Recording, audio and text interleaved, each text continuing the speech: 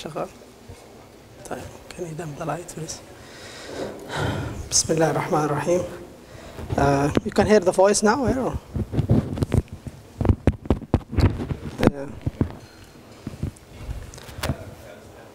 Okay. هذا مو شغال؟ طيب. بسم الله الرحمن الرحيم. السلام عليكم ورحمة الله. Thank you very much. Thanks for the organizing committee for such a great organization. We've been always looking forward for a combined symposium that combined micro, adult, and PEDS ID as well as infection control. So we are looking for more of that, inshallah, in the futures, and maybe you can put more of pediatrics ID, inshallah. So today, I tried to grab many issues that we facing day to day in our daily outpatient care. So most of the things that I'm going to talk about today is in the community settings that face pediatricians. Some of them might be applied also for the adult patients, but be cautious when you interpret the data today. So we'll start with the first and most common condition that you're going to encounter in your practice. That is pharyngitis. And as you know, if you work in the outpatient settings or in the emergency, maybe 60 to 50% of your time will be spent taking care of upper respiratory tract infections. Despite that, believe it or not, there is a lot of mismanagement, I would say, and inappropriate management that's being practiced in that field. So I'll try to highlight some of the issues there, and we'll try to go through them, and we'll see what's the evidence for each condition. So if you have a 6 years, this is a typical scenario, and he's presenting with a temperature and his normal vital signs, and he has a runny nose, and he has some cough, no lymph node tenderness or enlargement, and he is complaining of sore throat. The tonsils is a little bit red and maybe a little bit enlarged, but there was no exudates. Regardless of the age, in your practice, what would you have done for this patient? Would you do a throat swab? Yes, no, maybe? Okay. So this patient is likely to have a viral respiratory tract infections, okay? And the fact he doesn't have signs of active pharyngitis make bacterial infection is very unlikely. Despite all of that, this patient most of the time will end by antibiotic prescription. In a study that was done in United States, and although maybe they are more cautious in their antibiotic prescription than us, they found 70% of all pharyngitis, they end by antibiotic prescription. Only 20% in pediatrics and 5 to 10% of adults have bacterial, and the others were viral infections. So really, you don't need to do anything for that patient. Now, a different scenario. So same thing, he's coming with a sore throat, and he has some fever, and she's feeling unwell, and she has exudates in her pharynx, and she has some enlarged cervical nodes. Would you do a throat swab? Yes. So this one, you would do the throat swab. Which antibiotic you're going to prescribe? So amoxicillin, raise your hand if you agree with amoxicillin. Penicillin V, amoxiclav, okay, good proportion. No antibiotics, okay. Okay, we'll go through the evidence and then we can answer this question at the end. So this is typically what you're gonna see with pharyngitis. So just the red tonsils, this is commonly we see in pediatrics. Even when they just cry, their tonsils will be red.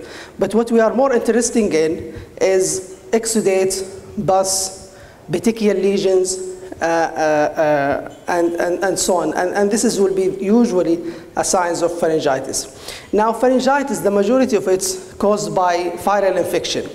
You have the adeno, ABV, CMV, influenza A and B, parainfluenza, enterovirus, measles, HIV, as you know, it can present also with pharyngitis. Bacterial etiology, you have many bacteria that can cause pharyngitis. Among them, the most common, the most important, and the one that we likely targeting when we come to the therapy is the group A streptococcal infection. Now, group C and G, we don't see it common in peds. You might see it in adult patients. Corynebacterium diphtheria. It's rare, and nowadays with the vaccinations, we don't see it. Having said that, unfortunately, we just had an outbreak in Mecca where there is like 4 cases. And actually last month I saw a case in the university hospital, and it came typically with the typical presentation, although we failed to grow the diphtheria, but he came with like a myocarditis, bad membrane, respiratory distress, and unfortunately he died. So always keep it in back of your mind that diphtheria, it can present with pharyngitis, but usually it's very severe, and if you see it once, you will not miss it. So how would you know whether it's bacterial or viral? It's really very difficult, and there is no single signs or symptoms by which you can depend and you can differentiate between bacteria and viral pharyngitis. Now, there are some features that's more likely to present with bacteria, with group A streptococcal infections. And this is the typical patients, usually between 5 and 15, usually in the late fall, winter, or early spring. And they usually have evidence of acute pharyngitis like exudate, erythema, edema, and they have cervical lymph nodes enlarged, and the absence of cough is also another feature that you see with group A streptococcal infection. Having said that, we cannot really depend on those criteria to differentiate between bacteria and viral. Many viruses might present with similar findings, and group A strep might also present with some symptoms and signs that are more with viral infection. This is why whenever you have a case and you are suspecting bacterial group A streptococcal infection, you have to do the one of the two. Either you do the rapid antigen test, and this is mainly for pediatrics age group. In adults, it's not of beneficial because of the rate is low, so the sensitivity become low. In pediatrics, because the rate of the infection is high, so you can depend on it. It's a quick test. It takes about 10 to 15 minutes in your office. If it is positive with the clinical picture, it's enough to diagnose group A streptococcal infection, and then you can start your therapy. If it is negative and you have the clinical signs of pharyngitis, then you still have to do the throat swabs and cultures, and you wait for it. Then you can manage your patients. Now, what you should be doing if it is positive? We know that what's the main reason of treating group A streptococcal infection? Is to prevent rheumatic heart disease. So this is the main goal of treating group A streptococcal infection, not to prevent the complication, which is still possible with the treatment, because the complication is less than 1%, the suppurative complications. The main reason then is to prevent rheumatic heart disease. Now you have up to 9 days from the onset of the symptoms until you start your antibiotic in order to prevent rheumatic heart disease. So you really have plenty of time if you think about it, okay? So what I usually do, if I see signs of pharyngitis, exudate, petechial lesion, and so on, I do swabs. Either I do the rapid antigen if I have it, or I just do the cultures, wait for the result. Result is positive, then you start your antibiotic. If it is negative, then it's just a symptomatic measures and no need for antibiotics. This is facts we're known for ages, that in general, antimicrobial therapy is no proven benefits for treatment of pharyngitis due to bacteria other than group A strep. Group A strep usually resolve within 3 to 4 days, even in the absence of antimicrobial therapy. And there is some concern that with early therapy, you might suppress host antibody response, and therapy increase the risk of recurrent infection. Okay, so back to the treatment. Your drug of choice is penicillin or amoxicillin.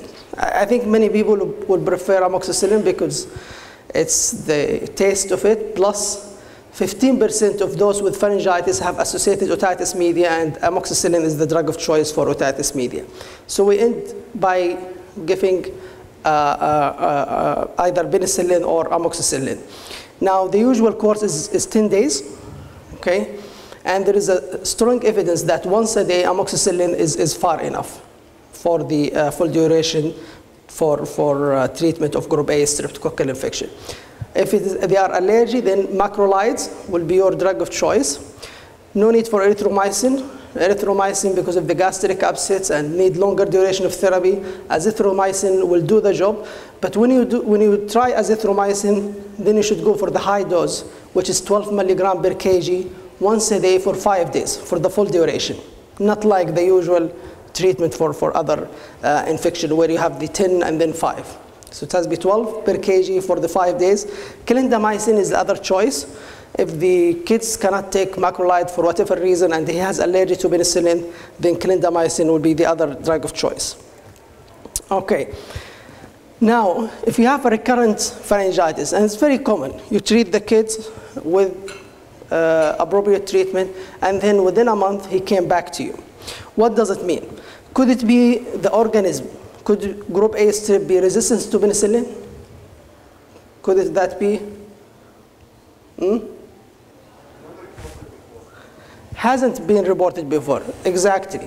So the susceptibility of group A streptococcal to penicillin is 100%. Okay. So this is very, very, very unlikely. And if you have a case, that will be a good case report. Do I need to test for cure? No. And most of the time, there is no point of testing for cure. So what shall I do with the repeated infection?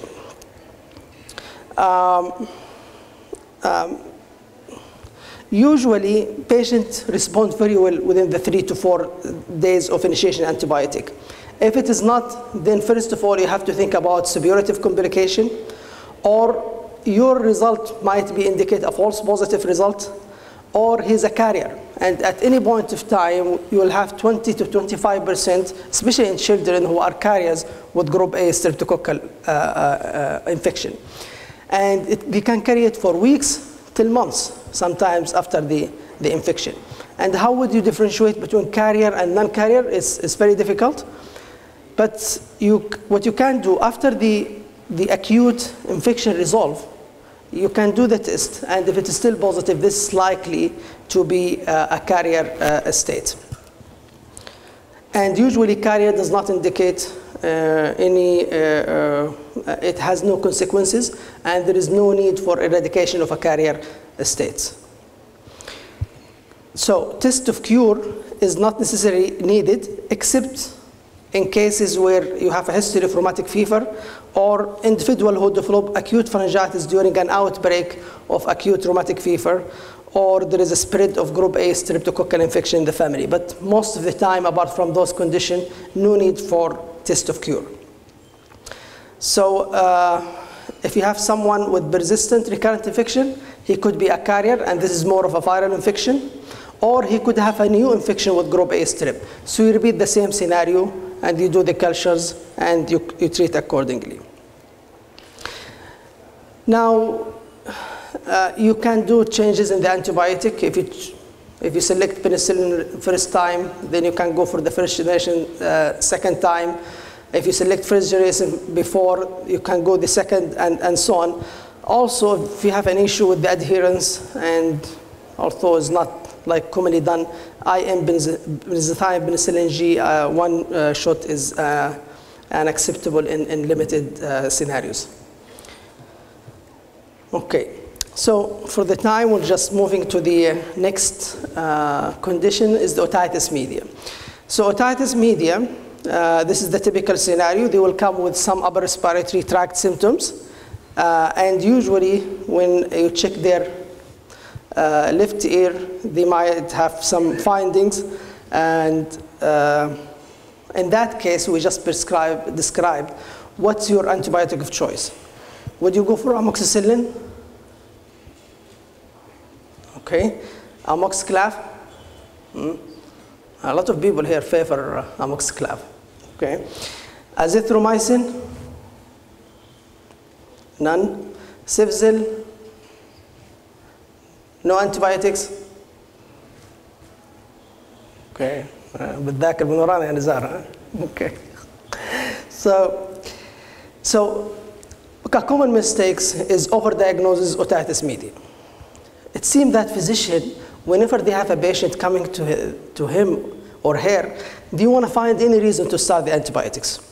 So whatever finding or any suspicious, they will just label him as otitis media. Now to diagnose otitis media, you have to have three things. First, it's acute. So you have to have acute symptoms and signs. Second, you have to have symptoms like fever, otalgia, or discharge. Third, you have to have middle ear effusions, signs of middle ear effusions. So dullness, air level, the erythema, change in the color, and so on. Without the effusion and the symptoms of the infection and the acuteness, you cannot label him with acute otitis media. If the symptoms are chronic, then this is chronic otitis media. If you have a signs of otitis media effusion without any, if you have a signs of otitis media effusion without the symptoms, this is otitis media effusion, and this is different scenario. So, can anyone tell me what's the finding there?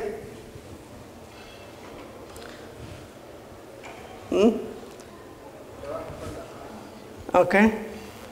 This is crystal clear tympanic membrane. Okay, it can't be any better. So this is the normal. This is the abnormal, and you can see the bulging there, and you can see the erythema and the fluid level and so on. So for diagnosis, you have to have the symptoms, and you have to have the otitis media effusion signs. Okay. So once you confirm your diagnosis, what you should be doing. Generally speaking, the most recent guidelines mentioned clearly that there is no need to start antibiotic with every single case of otitis media. Okay. Now this is because in the Scandinavian country, their practice, they are very cautious and very conservative with antibiotic prescription. And the rate of bacterial resistance is very low there. While in USA, the rate of microbial resistance is higher, and they are like, prescribing antibiotic very, very commonly. So they are coming now into something in between. So if you have a child who is more than 2 years of age, he doesn't look toxic, it's uncomplicated otitis media, there is no discharge or mastocytitis and so on, then it's okay to observe him for 48 hours. If the symptoms and signs resolve, there is no need for antibiotics. If he had a persistent infection and the symptoms, then you can start antibiotic. And the reason behind it that most of the children, about 70% with acute otitis media, they will do well, even without therapy. The other reason was children have a greater number of penicillin-resistant pneumococcal isolate from middle ear than older children. So we try to be conservative with the antibiotic choice. So less than 2 years of age, start antibiotic. More than 2 years of age and uncomplicated, observe. Your antibiotic choices, since you have mentioned the antibiotics, we have many choices of antibiotic.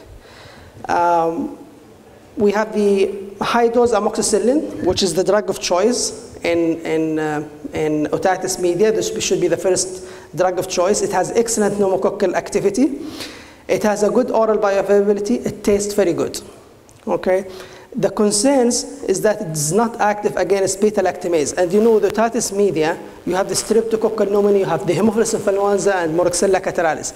Now, Haemophilus influenza and Moraxella catarrhalis usually is the beta-lactamase is secreting bacteria. Now, the good thing about them that the majority will resolve without any complications. The one that's likely to cause complications is the strep pneumo, and this is the one that we are targeting in our therapy. So high-dose amoxicillin, 80 to 100 milligram per kg per day will be your drug of choice.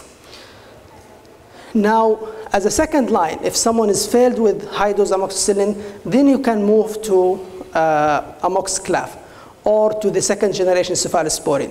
So amoxiclav will cover the beta-lactamases. It has good coverage for strep pneumo.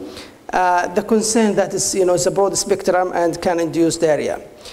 Now, oral cephalosporins, this is a nice differentiation that I like with those. I divide them into 3 groups. The first one, it tastes great. You know, the taste in pediatric is a major issue. Okay, so it tastes great. It has poor pneumococcal activity. And this is like, you know, Ciclor, Sobrax. And the second group, it tastes bad, but it has a great pneumococcal activity like cefuroxime. I'm not sure if anyone has tried cefuroxime, maybe but in pediatrics, cefuroxime tastes very bad. Now, the last one, it tastes great. It has good pneumococcal activity that includes cefdinir and to some extent cefprozil. So first line is high-dose amoxicillin. Second line can either give amoxiclav or you can give one of the last 2 in the list. So macrolide, it has about 10% resistant to pneumococcus, so it's not the drug of choice for the first line. If you go with macrolides, for example, if they have allergy, then azithro will be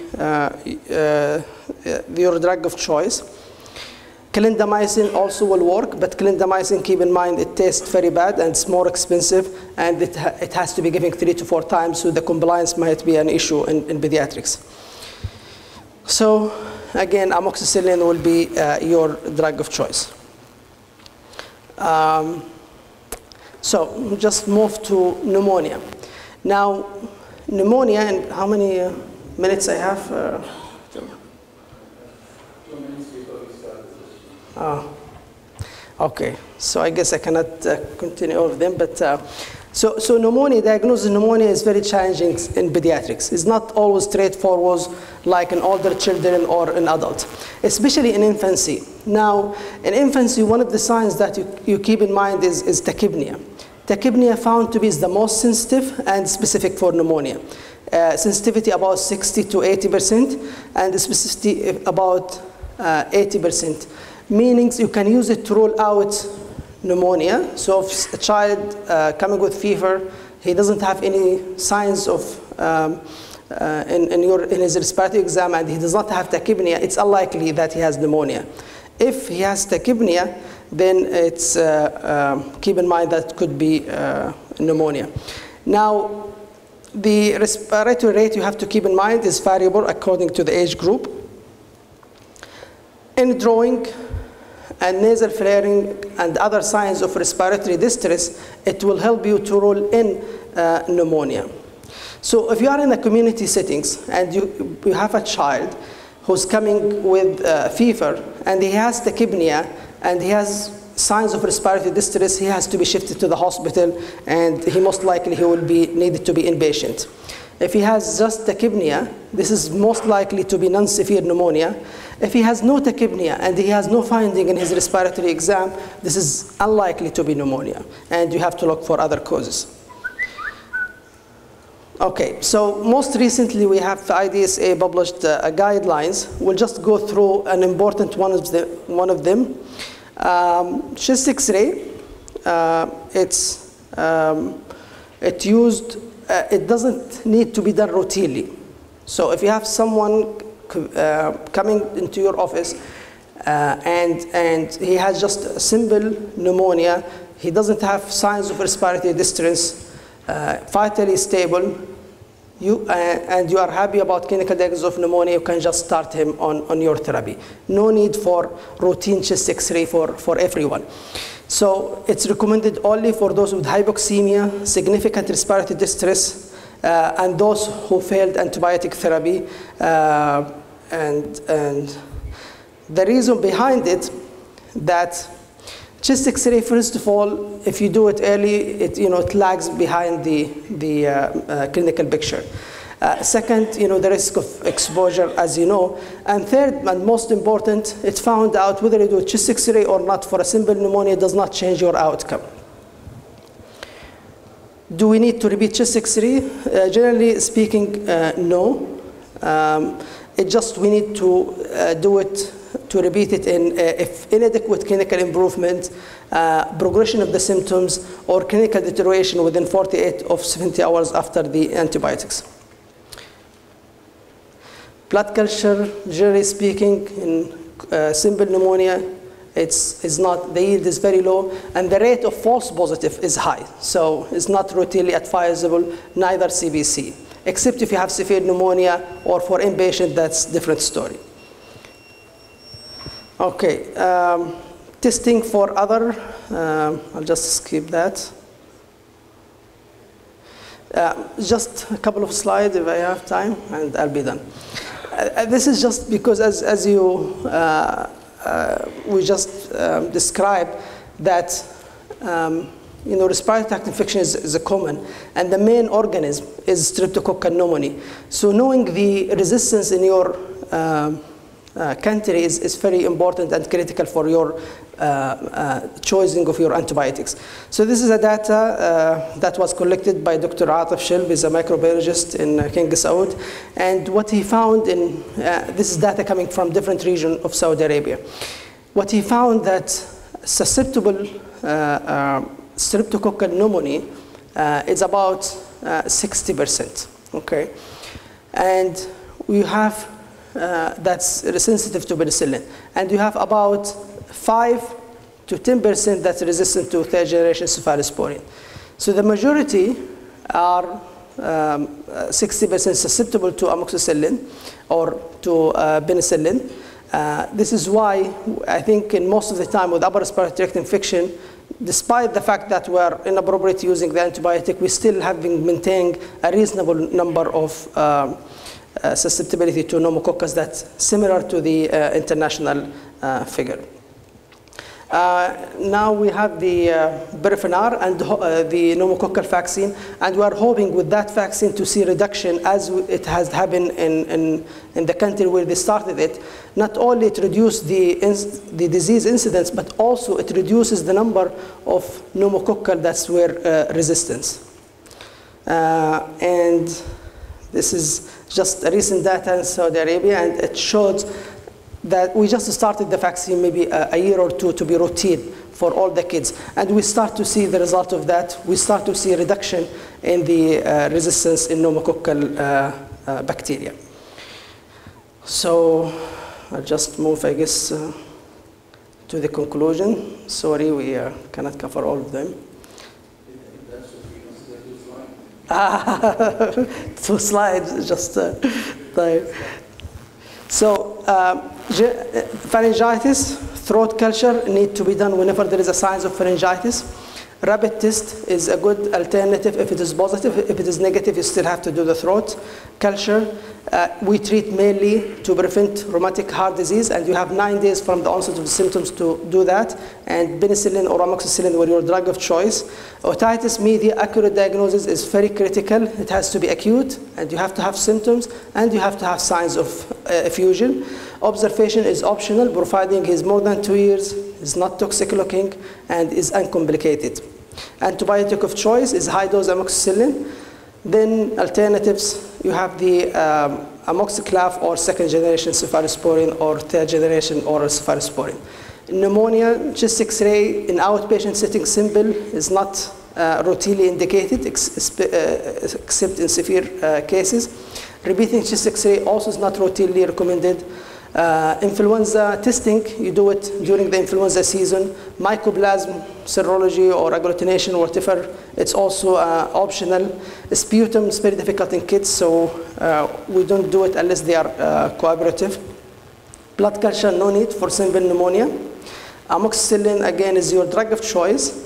And then the alternatives will be second or third generation cephalosporin, plus minus macrolides. Usually we say more than 5 years, then macrolide might be an option, although the effect is debatable. So by this, I conclude my talk, and sorry for the delay. Thank you.